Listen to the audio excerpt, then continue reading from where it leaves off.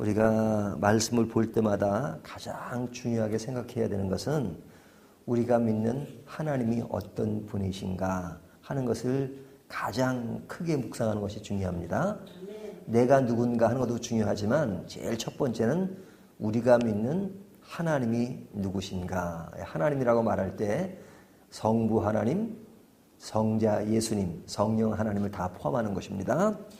자, 오늘 본문에서는 성자 예수님이 누구신가 하는 건데요. 22절을 보면 그때 귀신 들려 눈 멀고 말 못하는 사람을 데리고 왔거늘 예수께서 어떻게 하셨다고요?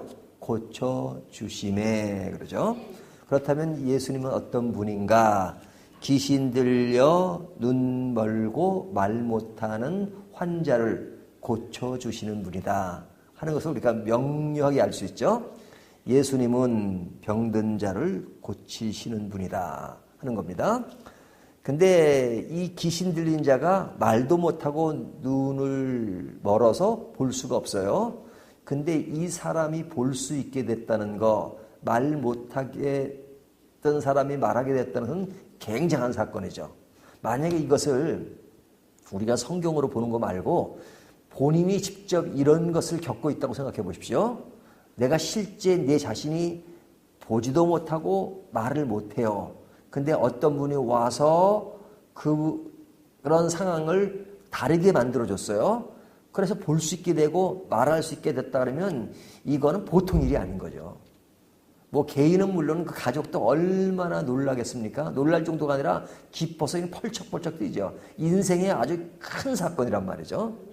그러니까 너무너무 기쁜 것입니다. 근데 우리 주변에 어떤 사람이 아프고 너무 힘들고 아픈 정도 뭐 감기 한 번 걸린 게 아니라 진짜 앞을 보지 못한다는 것은 인생을 너무너무 힘들게 사는 거잖아요. 말 못하는 것도 마찬가지고. 근데 말하게 되고 보게 됐단 말이죠. 그러면 제3자라도 할지라도 이 사건을 너무너무 기쁘게 생각하고 감사하게 생각하고 너무너무 즐거운 일이잖아요. 그 예수님이 이 환자를 고쳐주시면 너무너무 감사한 일입니다. 그래서 그것을 보고 여기 보면 23절에 무리가 다 놀라 이르되 이는 다윗의 자손이 아니냐 하니, 다윗의 자손이라는 것은 그가 메시아가 아니냐 하는 겁니다.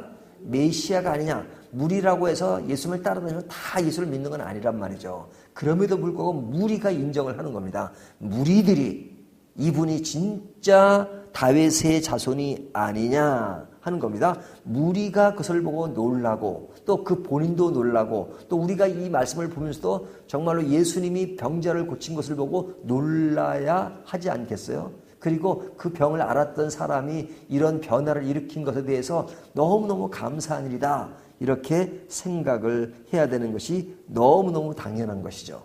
그런데 24절을 보면 바리새인들은 듣고 이르되 그러죠.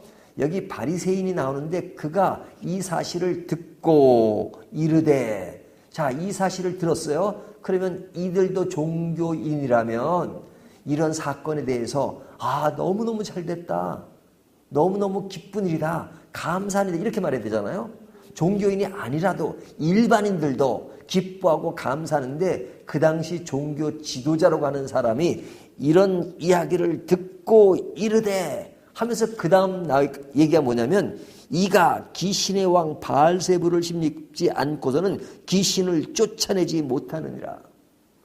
이 바리새인이라고 하는 사람이 귀신을 쫓아내고 눈먼 자가 또 말 못하는 자가 보게 된 사실을 듣고 하는 말이 예수님이 바알세불의 힘을 얻어서 이 일을 행했다 이렇게 말하는 거죠. 그 힘을 입지 않고 어떻게 이런 일이 일어날 수 있느냐. 근데 바알세불의 힘을 얻었다는 얘기는 뭐냐면 예수님이 귀신이라는 얘기예요. 사실은 실제 예수님이 귀신이 난 게 아니라 이 사람들이 예수님 메시아를 보고 무리들도 이분이 다윗의 자손이 아니냐 이렇게 말하는데 종교 지도자라고 하는 사람이 하는 이야기가 귀신의 능력을 힘입어서 이 일을 행한다 하는 얘기는 예수님이 귀신이라는 얘기잖아요. 이런 왜곡이 없죠. 왜곡도 보통 왜곡이 아닌 것이죠. 그러면 이들이 왜 이렇게 이런 반응을 보이느냐? 그는 무리들마저도 예수님을 따르고 예수님이 하신 일을 가지고 그런 다윗의 자손이 아니냐고 하는 것을 보고 그들은 뭘 느낀 거예요? 위기감을 느낀 거예요. 그러니까 아무리 자신이 위기감을 느껴도 진실을 왜곡하면 안 되잖아요. 근데 이들은 진실을 왜곡하는 정도가 아니라 그냥 덮어 씌워요. 어떻게? 메시아 예수 그리스도를 마귀라고 얘기한단 말이에요. 귀신이라고 얘기한단 말이에요. 엄청난 일을, 엄청난 짓거리를 하는 거잖아요. 그러면 왜 이렇게 되느냐? 그들이 그릇된 시각을 가지면 예수님을 귀신으로 보게 된단 말이에요. 그릇된 시각, 잘못된 시각. 그러면 이들이 잘못된 시각이 문제인 거죠. 사람이 신앙에서 이탈을 하고 어떤 종교적인 행위를 한다 할지라도 그의 시선이, 시각이 삐뚤어지면 우리가 믿는 주님을 귀신의 수와, 그것도 바알세불의 힘을 입었다는 것은 그냥 귀신 중에서도 아주 그냥 그 수와로 보는 그런 오류를 범한단 말이죠. 이런 것에 대해서 예수님은 뭐라고 말씀하시죠? 이렇게 말씀하십니다. 예수님은 26절, 예수께서 그들의 생각을 아시고 이르시되 스스로 분쟁하는 나라마다 항폐하여질 것이요 스스로 분쟁하는 동네나 집마다 서지 못하리라. 자, 귀신이 바보입니까? 귀신도 영물이에요. 그런데 귀신이 어리석어서 귀신이 귀신을 쫓아내요. 한 식구인데, 귀신들끼리는 한 식구인데 한 식구끼리 그냥 분쟁을 일으켜가지고 그냥 쫓아내고 그러지 않는단 말이죠. 그러니까 그들이 바보냐? 귀신도 자신들 간에 분쟁을 원치 않는다. 그러면 예수님이 귀신의 힘을 입어서 귀신으로서 귀신을 쫓아낸다는 것이 말이 되느냐? 말도 안 되는 얘기다 이거죠. 그러면 사실은 말씀이 만약에 예수님이 귀신이라면 지금까지 예수님 외에도 귀신을 쫓아내는 일이 많았어요. 선지자들도 그랬고 많은 그런 귀신을 쫓아내는 일들이 있는데 그들도 다 귀신이냐 이거죠. 하나님의 역사가 일어나는 것이 이루어졌는데 그러면 그것을 다 귀신으로 그냥 몰아세우는 거잖아요. 그렇게 되면 뭐가 온 거예요? 귀신의 나라가 온 거죠. 뭐든지 다 귀신의 나라가 되버린 거잖아요. 그들이 행한 것이 다 귀신이 아니라면 하나님의 나라가 임해서 귀신을 쫓아낸 것이다. 이렇게 말씀하시는 겁니다. 그러니까 이런 왜곡에 대해서 예수님은 굉장히 강렬하게 말씀하세요.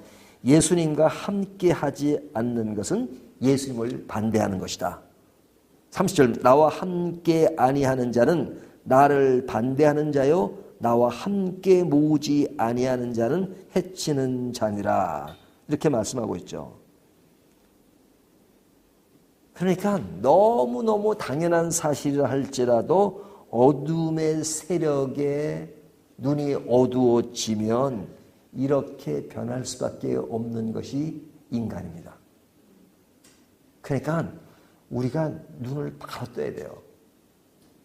지금 바리새인은 당시의 종교 지도자고 성경을 아는 사람이에요.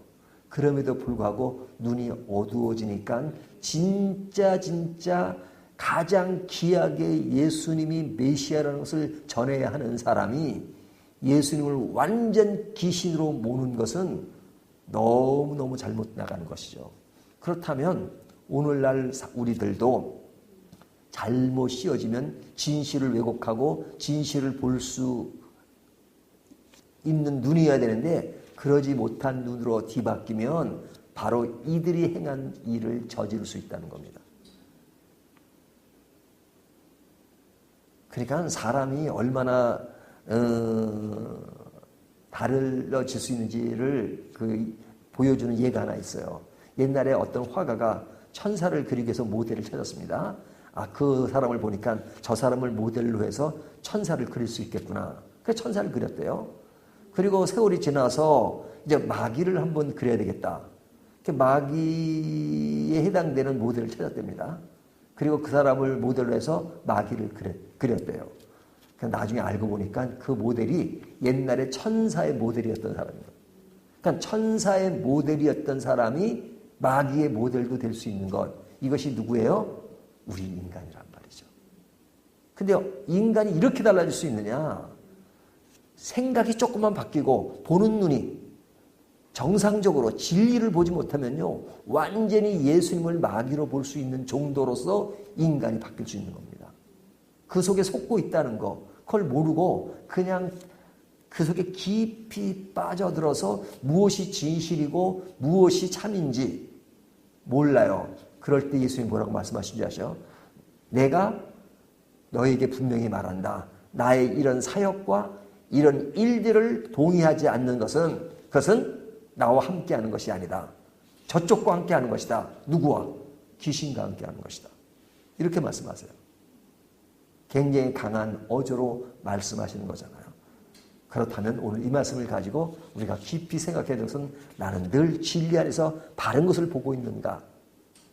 조금만 흐트러지면 우리도 그릇되게 갈 수 있다는 것을 보여주고 있습니다. 오늘 이 말씀 생각하면서 우리가 늘 말씀에 견고하게 서서 진리를 바로 볼 수 있고, 그리고 흔들리지 않고 왜곡되지 않는 그런 신앙의 길을 가시는 저와 여러분이 되시기를 주님의 이름으로 축원합니다.